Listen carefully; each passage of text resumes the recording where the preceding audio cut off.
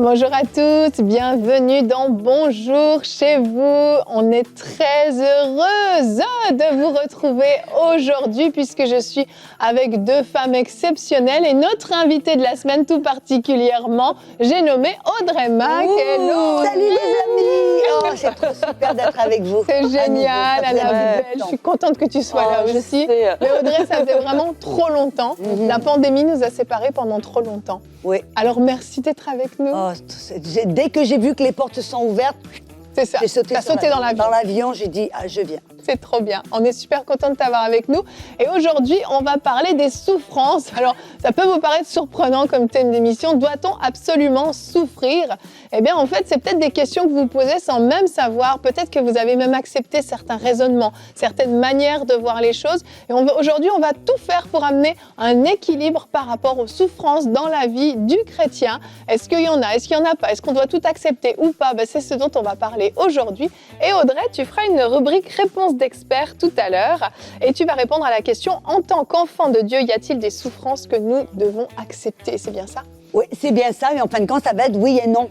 Et on va découvrir quels sont le genre de souffrances que nous devons accepter et comment les confronter. Je crois donc que ce sera puissant et d'éclairer pas mal de fausses doctrines et tuer certaines vaches sacrées. T'aimes bien faire ça ? Ouais. T'es une tueuse de vaches, toi, en fait. Ah ouais. C'est un cow-boy, en fait. C'est un cow-boy. Bah non, un cow-boy, ça tue pas des vaches. Non.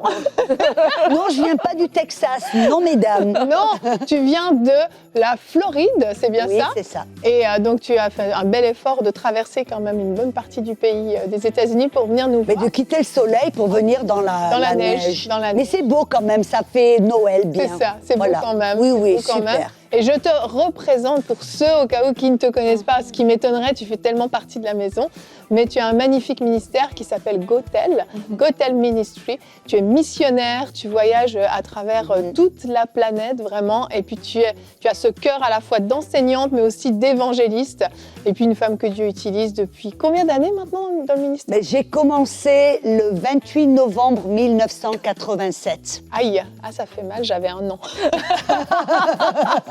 Bon, nous ne reviendrons pas sur ce détail d'année. Non, ça fait très longtemps. Je pensais que j'avais que 28 ans, mais tout d'un coup, je me dis waouh. Non, 29 en fait, t'avais oublié une année. Voilà, j'ai oublié. Merci d'être avec nous en tout cas, Audrey. On va commencer ensemble cette émission. Donc, est-ce qu'on doit accepter, est-ce qu'un chrétien doit absolument souffrir ? Eh bien, on en parle tout de suite dans la pensée du jour.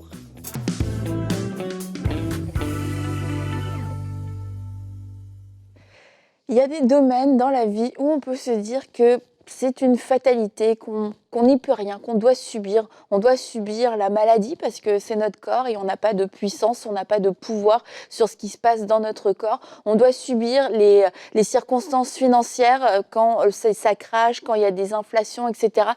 C'est comme ça, c'est la vie. Et puis on doit aussi subir des oppressions spirituelles parce que ça se passe comme ça dans ma famille depuis toujours, parce que le diable est fort. Et j'aimerais vous dire aujourd'hui, vous donner une bonne nouvelle. Non, vous avez l'autorité, vous n'êtes pas obligé de subir. Et je dirais même qu'en tant qu'enfant de Dieu, eh bien, vous avez même le devoir de résister et vous avez le devoir de prendre votre autorité parce que Jésus est mort à la croix pour cela et nous ne voulons pas gaspiller ce sacrifice.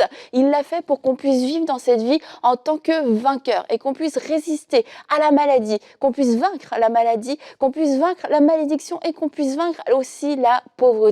Alors j'aimerais vous lire quelques passages que je vous encourage à, si vous ne les avez jamais médités, à pouvoir aller vous-même les voir, à les écrire et puis à méditer dessus, à les déclarer pour votre vie, pour que le Saint-Esprit puisse faire son œuvre et que vous ayez la révélation de qui vous êtes en Jésus-Christ et de l'autorité que vous avez reçue. Donc comme je disais, cette bonne nouvelle, Elle commence dans Colossiens, quand on lit « Il a effacé l'acte rédigé contre nous qui nous condamnait par ses prescriptions, il l'a annulé en le clouant à la croix. » Cet acte de maladie qui disait « Toi, tu seras malade, tu vas avoir le cancer, tu vas mourir jeune, tes enfants vont avoir des maladies, vous allez vivre comme ça toute votre vie, vous allez toujours souffrir dans vos finances, vous aurez juste de quoi payer, mais tous les mois, ce sera un stress. » Non, cet acte-là a été cloué à la croix. Cet acte-là n'existe plus, il a été effacé. Alors, on n'est plus obligé de vivre selon cet acte qui nous condamnait. Concernant la maladie, on va lire ensemble dans 1 Pierre 2, 24. Lui qui a lui-même porté nos péchés dans son corps à la croix, afin que, libres du péché, nous vivions par la justice, et c'est par ces blessures que vous avez été guéris. C'est une certitude, c'est une affirmation, il n'y a pas de condition. Nous avons été guéris par ces meurtrissures. C'est fait, c'est acquis, c'est quelque chose qui nous appartient. La guérison nous appartient, et s'il y a maladie dans votre vie, eh bien vous avez ce droit et vous avez cette capacité en Christ de pouvoir vous lever contre cette maladie et de pouvoir résister, de pouvoir dire non, je refuse.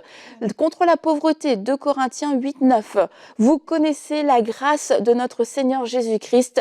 Pour vous, il s'est fait pauvre alors qu'il était riche, afin que par sa pauvreté, vous soyez enrichis. Donc de la même façon que pour la guérison, nous pouvons aussi nous lever concernant nos finances pour dire non, je refuse de ne pas avoir assez pour nourrir mes enfants. Je refuse de ne pas avoir assez pour m'acheter une voiture. Je refuse parce que j'ai le droit à cause de ce que dit la parole de Dieu dans 2 Corinthiens 8, 9. Il s'est fait pauvre alors qu'il était riche afin que par sa pauvreté je sois enrichi. Et je ne parle pas, en tout cas on rentrera pas là-dedans, et de la malédiction. Dans la malédiction, Christ nous a racheté de la malédiction de la loi en devenant malédiction pour nous, puisqu'il est écrit tout homme pendu au bois et maudit. Christ a pris cette malédiction. Je ne suis plus maudite, je suis bénie en Jésus-Christ, et je refuse de croire qu'à cause de tout ce que de ma lignée que les malédictions générationnelles, etc. Non, je refuse de croire que je dois vivre encore comme ça à cause de mon engagement, de ma nouvelle vie en Christ. La malédiction a été brisée et aujourd'hui je peux vivre dans la bénédiction. Alors ce sont des souffrances que nous pouvons refuser et nous avons cette autorité pour pouvoir les refuser, pour pouvoir y résister et marcher dans la victoire. Amen. Merci Annabelle. C'était toute une pensée super complète. Merci beaucoup. C'était vraiment... Non, mais c'est vrai, avec cette pensée, vous avez reçu un équipement basé vraiment sur la parole de Dieu pour pouvoir combattre ces différents aspects de la malédiction qu'on veut des fois s'approprier. J'aimerais vous lire notre verset du jour, Ésaïe 53 au verset 4. « Pourtant, en vérité, c'est de nos maladies qu'il s'est chargé et ce sont nos souffrances qu'il a prises sur lui. Nos souffrances, il les a portées. » Alors, on parlera tout à l'heure de certaines souffrances qui peuvent être encore notre partage, mais c'est important là, dans cette première partie d'émission, que vous compreniez bien de quoi on parle. On parle de toutes ces malédictions qui sont venues en fait sur l'être humain à cause du péché. Au jardin d'Éden, à cause du péché, il y a des malédictions qui sont tombées sur nous et Jésus-Christ est venu et il a porté lui-même toutes ces souffrances, toutes nos souffrances, il les a prises sur lui pour que nous n'ayons plus à les porter. En fait, c'est assez simple, on ne peut pas être deux à porter la même chose. Donc si Jésus l'a porté, je n'ai plus besoin de le porter. Amen. Moi, je sais, quand Annabelle, elle a parlé, elle a amené quelque chose de tellement complet. Il y a un verset qui m'est venu au cœur, c'est 3 Jean, verset 2, où l'apôtre Jean, celui que Jésus aimait, il a dit « Mon bien-aimé, je souhaite à tout égard que tu prospères et que tu sois en bonne santé, comme prospère l'état de ton âme. » Et c'est ça, en fin de compte, quand le plus on a en intimité avec Dieu, le plus il y a une transformation dans nos finances, dans notre corps, et c'est ça, c'est pas qu'on, et c'est ça la beauté, c'est que le plus on se rapproche de Dieu, le plus on se rapproche de la prospérité, on se rapproche de la guérison, on se rapproche, parce que c'est sa volonté pour nous. Exactement, exactement. Et je me souviens d'un membre de ma famille avec qui j'ai eu une discussion. Son mari était dans une dépression épouvantable pendant des années, des troubles de bipolarité, puis vraiment après la phase de dépression est comme restée, s'est installée. Cette personne est décédée aujourd'hui dans la souffrance. Et je me souviens, donc je parlais avec son épouse une fois, puis je disais, j'aimerais qu'on puisse prier pour lui ensemble et qu'on s'unisse parce que Dieu peut le guérir. Et là, elle m'a répondu une chose qui m'a fait tellement de peine. Elle m'a dit, oh, tu sais, dans la Bible, c'est écrit qu'on doit porter notre croix. On sera heureux quand on sera au ciel, mais sur cette terre, il faut qu'on subisse. Et puis c'est normal. Et pour elle, c'était acquis. Donc c'était des chrétiens, vraiment, qui étaient nés de nouveau, mais qui n'avaient pas eu la compréhension de ce verset. Et j'aimerais prendre le temps de vous rappeler un projet formidable qu'on est en train de mettre en place à MCI qui s'appelle Ma Bible. Vous en avez entendu parler, vous le savez, on est dans une campagne de dons pour financer entre autres ce beau projet. Et en fait, ce qui me réjouit, c'est que je me dis que ce verset qui dit qu'on doit porter notre croix, quelqu'un qui le lit pour la première fois et qui ne le comprend pas va pouvoir cliquer. Il y aura une vidéo qui va expliquer avec Audrey Mac, qui va venir vous expliquer qu'est-ce que signifie réellement ce verset pour éviter qu'il y ait cette incompréhension de ce que signifie réellement porter notre croix, pour qu'on n'ait plus à être dans cette confusion et dans ce mélange dont tu parlais dans ta pensée du jour où on peut croire qu'on doit porter ces choses, on doit subir ces choses. Donc si vous avez à cœur de pouvoir vous investir dans ce projet, vous le savez, c'est cette campagne de dons qui s'appelle les 5000 Summers. Et vous pouvez dès maintenant vous connecter. Vous allez sur emcitv.com/5000 pour faire partie de cette merveilleuse équipe de 5000 personnes qui se sont levées pour donner 1 000 € ou plus.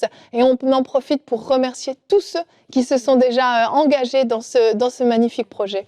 Et aussi en parlant avec plusieurs personnes, je me suis rendu compte des personnes qui étaient enseignées dans la foi, qui connaissent l'enseignement de l'autorité et qui y croient en partie, mais pour une raison ou pour une autre, souvent à cause de la condamnation qui est rentrée à un moment donné, en fait quand tu creuses, tu te rends compte qu'il y a quelque chose en eux qui leur dit tu le mérites, tu mérites cette maladie, tu mérites cette souffrance, tu mérites ce par quoi tu passes, tu mérites les difficultés dans ton couple, et quelquefois c'est un mensonge, c'est le diable, tu vois, qui est au moment où tu te poses des questions, tu te dis, Seigneur, je comprends pas, pourquoi est-ce que je passe par tout ça, et puis là, le diable te rappelle qu'un jour, t'as mal lavé un verre, et que t'as mal parlé à ton mari, tu sais que t'as mal parlé à ton mari le 3 janvier 1983, et puis que c'est pour ça qu'en fait, ce jour-là, t'as ouvert une brèche.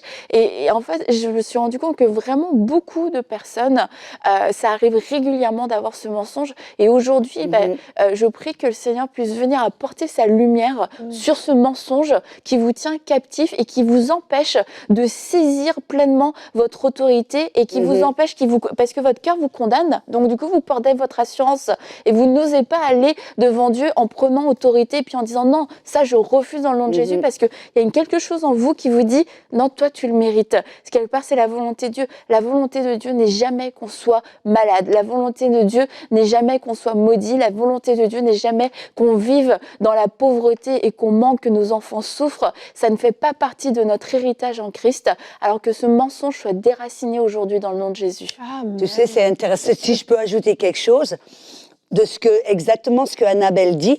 Tu sais, dans Romains 14-17, il dit, le royaume de Dieu, c'est pas manger le boire, mais c'est quoi? C'est la justice, c'est la paix et la joie dans le Saint-Esprit. Et c'est ce qu'on voit là, ce qui est important, c'est que le royaume de Dieu, c'est quoi? C'est exercer notre autorité, c'est le règne de Dieu, que ta volonté soit faite sur la terre comme au ciel, que ton règne vienne. Et c'est tout d'abord, on doit comprendre notre justice. On doit comprendre notre relation avec Dieu, notre position spirituelle avec Dieu qui nous permet d'avoir cette autorité. Et ça revient, ça, c'est pour ça que tu te rappelles, vous rappelez quand Jésus, il était devant il avait fait descendre un paralytique du toit, et il était paralysé, et Jésus lui a dit, tes péchés sont pardonnés. Et on te dit, mais ça a à voir à quoi? Ça n'a rien à voir. Mais Jésus savait exactement ce que tu dis, Annabelle, que le cœur de cet homme se sentait coupable, se sentait indigne, et donc, à cause de cela, il lui aurait été impossible de recevoir cette guérison. Et donc, c'est pour cela, on se permet de souffrir, on se dit, moi, et puis il y a des dénominations entières qui prêchent ce genre de souffrance comme étant la volonté de Dieu. Je me rappelle dans une conférence, puis il y avait un des intervenants, des speakers, qui a dit, moi, il avait trouvé sa maison qui était en incendie, en feu, et puis il se dit, oui, ça, c'est Dieu qui m'a fait ça pour m'apprendre quelque chose. Dieu qui lui a complètement brûlé tous ses biens pour... et ça, c'est ce sont des mensonges qui sont tellement des fois ancrés, qui deviennent, comme Jésus a dit dans Marc 7, il a dit, vous annulez la puissance de la parole de Dieu par des traditions que vous êtes passées de génération en génération.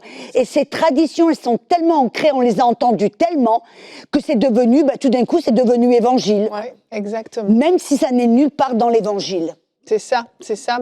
Aujourd'hui, vraiment, j'espère et je prie vraiment que vous puissiez recevoir cette révélation des choses qu'on a partagées. Audrey, on a mangé un peu ton temps là pour ta réponse, mais j'aimerais que qu'on puisse passer à la réponse d'expert parce qu'on va voir justement s'il y a des souffrances qu'on peut accepter.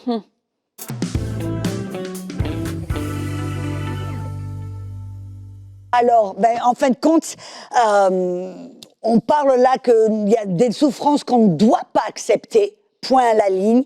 Mais par contre, c'est vrai que cette notion de porter notre croix ou de cette doctrine de la souffrance, elle est dans la Bible. Elle est dans la Bible parce qu'on voit même que Jésus lui-même, il a souffert. Mais qu'est-ce qu'il a souffert? Il a souffert la persécution. Et pourquoi? Parce que lui, c'était un messager de la vérité. Et c'est vrai que la vérité, des fois, ça met certaines personnes mal à l'aise. La vérité, des fois, ça va faire en sorte que certaines personnes vont se lever et vous persécuter. Et c'est vrai que la Bible dit dans 2 Timothée 3 et c'est 12, il dit que ceux qui veulent vivre d'une manière pieuse vont être persécutés. La persécution, c'est les seules souffrances que vous et moi devrions tolérer, et même, j'irai même plus loin, que c'est quelque chose à laquelle on peut s'attendre. Et vous savez, Jésus, il a même dit, si moi, ils m'ont haï et ils m'ont persécuté, à combien plus forte raison est-ce qu'ils vont vous haïr et vous persécuter? Et donc, c'est intéressant que l'apôtre Paul, c'était un homme de Dieu tellement puissant, amen, qui a été, je crois, persécuté plus que tout autre. Il a été mis en prison, flagellé, battu, lapidé, laissé pour mort, bref.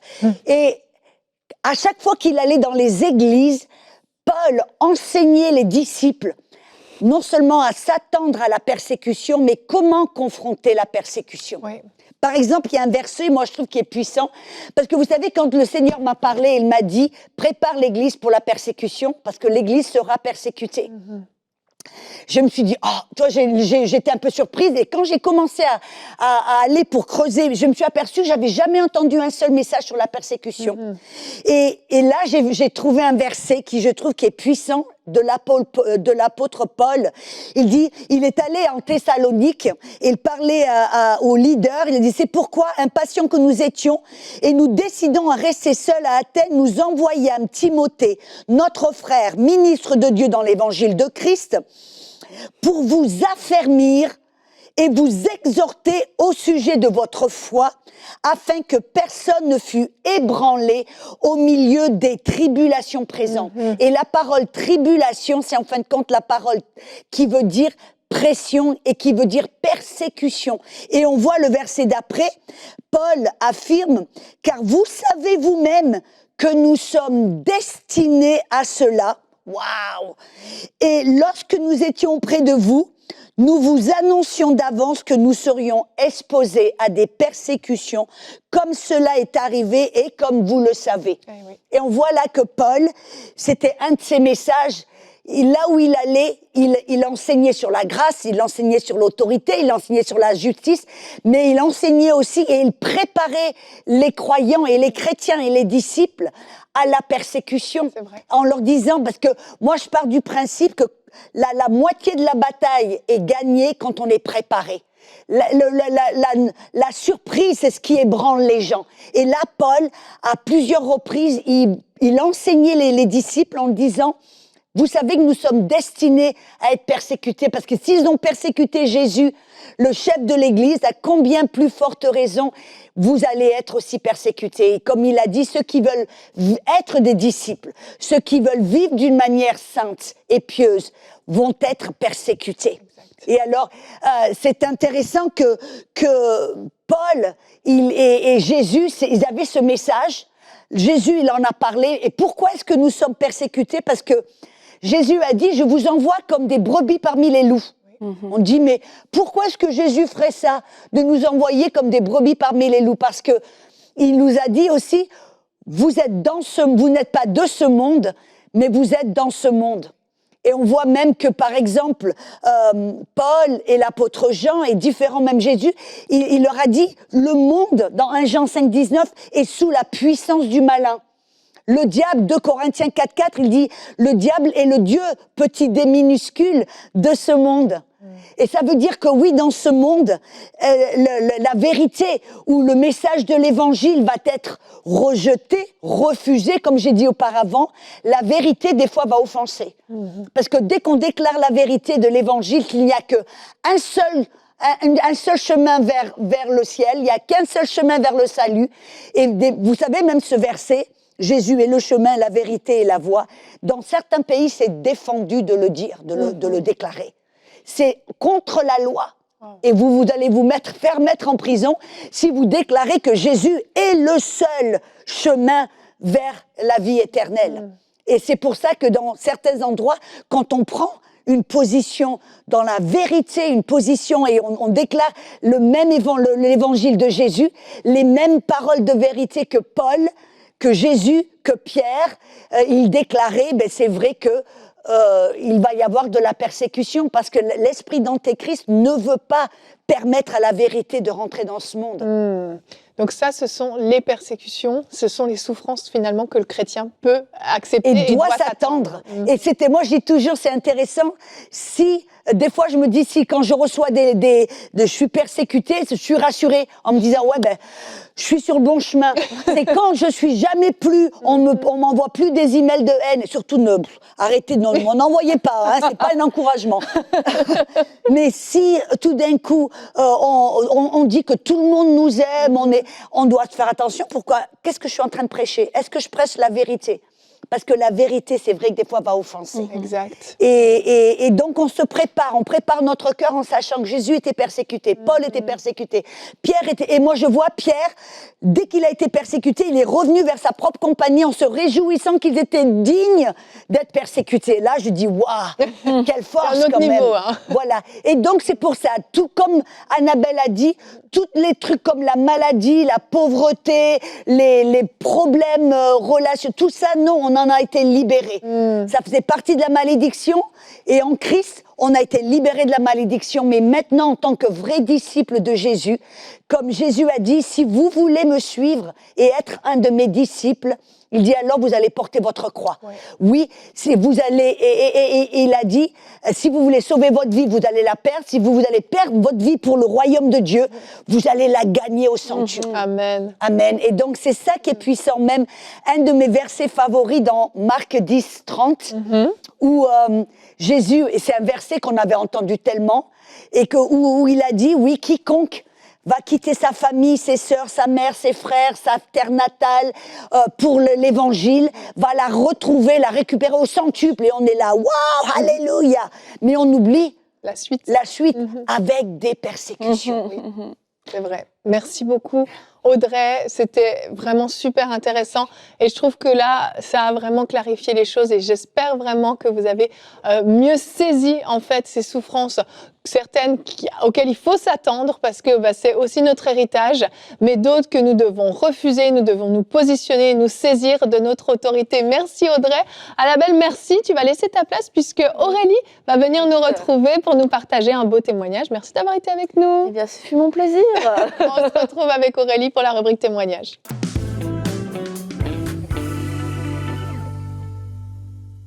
Et Aurélie est venue nous rejoindre. Coucou Aurélie. Ça va bien? Ça va et toi? Oui, vous avez parlé de souffrance. On a parlé de souffrance, effectivement. Et on a dans le thème. Qu'Aurélie, elle revienne pour remonter l'heure. C'est ça, le moral. T'as un beau témoignage à nous partager qui va encourager nos amis à la maison. Effectivement, le témoignage d'un couple qui souffrait justement parce qu'il n'arrivait pas à faire d'autres enfants, mais que le Seigneur a visité lors de la Semaine des Miracles 2021. Elle nous raconte en fait qu'elle a déjà 2 enfants de 10 et de 5 ans, mais il voulait absolument faire un autre enfant, mais il n'arrivait pas. Elle a eu plusieurs fois des rêves où elle voyait une personne lui toucher le ventre et le lendemain, elle se réveillait avec des douleurs et elle voyait du coup ses menstruations alors qu'elle essayait de tomber enceinte. Donc ce rêve s'est répété à plusieurs reprises et elle dit qu'avant la semaine des miracles de 2021, elle a fait le même rêve et cette fois-ci, pareil, elle voit une personne qu'elle connaît dans son rêve venir toucher son ventre. Le lendemain, elle revoit ses menstruations. Elle a décidé avec son mari de prier et de participer à la semaine de miracles. Ils se sont mis dans la foi pour que le Seigneur agisse. Elle nous explique qu'elle a suivi toute la semaine des miracles. Et le premier jour, elle était fatiguée, vraiment. Elle dit, je me suis assise sur une chaise et j'avais mes 2 mains croisées sur mon ventre. Et dès qu'elle a fait ça, elle dit, c'est à ce moment que le pasteur Fofi, en fait, il a reçu une parole de connaissance. Et il dit, je vois 4 femmes qui ont des bras croisés sur leur ventre et qu'il entend dans son esprit fausse couche. Et là, il dit qu'il a précisé que là, vous avez essayé plusieurs fois de tomber enceinte, mais vous avez eu des fausses couches. Et puis, il a commencé à déclarer des paroles et à refuser les fausses couches dans la vie de ces personnes-là. Ils ont saisi tout simplement ces paroles par la foi. Et puis, il dit les semaines qui ont suivi, donc la semaine des miracles, elle dit qu'elle est tombée enceinte. Et elle nous dit qu'aujourd'hui, mon mari et moi avons la joie de vous annoncer que nous sommes de nouveaux parents d'une superbe fille du nom de Faveur qui a à peine 1 mois. Donc, on bénit le Seigneur qui a vraiment arrêté ce cycle de souffrance dans cette famille parce que ce n'était pas pour eux, tout simplement. Gloire à Dieu. Amen. Oh, merci Seigneur, c'est tellement beau. Ce ne sont pas des souffrances qu'elle devait accepter ça. et tolérer. Exactement, C'est ça. elle s'est positionnée. C'est magnifique parce qu'on reçoit des témoignages de la semaine des miracles 2021 et on s'attend donc à recevoir d'autres témoignages pour la semaine des miracles 2022. Il y a des choses qui doivent être vérifiées, des grossesses qui doivent arriver à leur terme pour pouvoir témoigner. Mais Dieu a fait des grandes choses et vraiment on s'en réjouit. Merci pour ce beau témoignage, Aurélie. Si vous voulez nous partager vos témoignages, vous connaissez l'adresse emcitv.com/témoignage. Vous remplissez le formulaire et on partagera peut-être votre histoire dans Bonjour chez vous.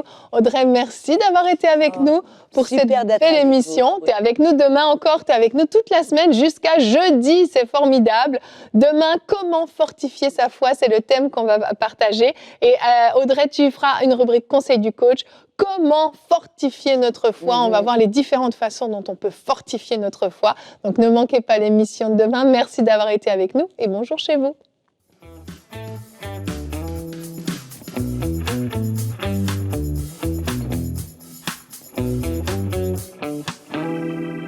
Depuis toutes ces années, vous avez expérimenté des lives en studio avec nous, mais très bientôt, ici même dans l'auditorium, on aura l'occasion de vivre des lives en public et vous pourrez faire partie de ce public-là. On va pouvoir ensemble passer des temps dans la présence de Dieu. On va enregistrer des émissions qui seront diffusées dans la francophonie et à l'international. Alors, si ce projet réjouit votre cœur, vous aussi, n'hésitez pas à faire partie des 5000 semeurs pour voir cet auditorium achevé. Semons dès maintenant pour vivre une grande moisson à travers les projets du Centre EMCI. Pour faire votre don, rendez-vous sur emcitv.com/5000. Vous pouvez donner en une seule fois ou en plusieurs mensualités.